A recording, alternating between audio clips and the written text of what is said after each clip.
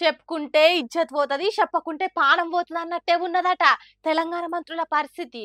పాపం పేరుకే రాష్ట్రానికి మంత్రులు, కానీ వాళ్ళ మాటలకు, ఆర్డర్లకు షీమె కాలంత ఇలువ కూడా లేదట సెక్రటేరియట్ల. ఏ శాఖలో చూసినా గిట్లనే ఉన్నదట. సెక్రటరీ ఆఫీసర్లు మీ లెక్కెంత, మీరు చెప్తే మేం పనులు చేసుడేంది అన్నట్టు మొండికేసి కూర్చుంటుండ్రట. చెవు మీద పేను వారనట్టే వేస్తున్నారట.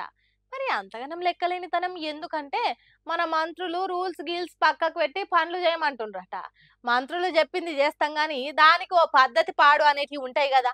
వాళ్ళు చెప్పిందిని వచ్చిరాని పనులు చేసుకుంటా పోతే వాటాగా కేసులు అయితాయి.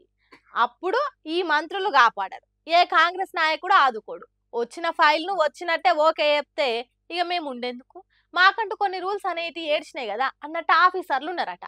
బాగా ఒత్తిడి పెడితే రిజ్వి అసోంటోళ్ళు రాజీనామా చేసిపోతున్నారట. గాని మంత్రులు చెప్పిన ప్రతి దానికి డూడు బసవన్న తిరగ తాలకాయే ఆడిస్తలేరట.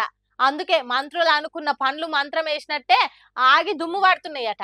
ఇంకేం చేయలేక సీఎం రేవంత్ రెడ్డి కాడికి పోయి మా శాఖ సెక్రటరీలను మార్చి పడేయుండ్రి అని బాతిలాడుతున్నారట.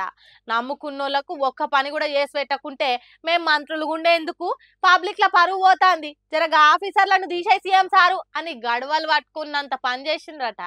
పాపం తెలంగాణ మంత్రులకు వచ్చిన కష్టము ఇంకెవ్వలకు రావద్దు పోన్రి. పనులు ముందటికి సాగని ఒత్తిడితోని ఒర్రి సత్తాన్రట పాపం.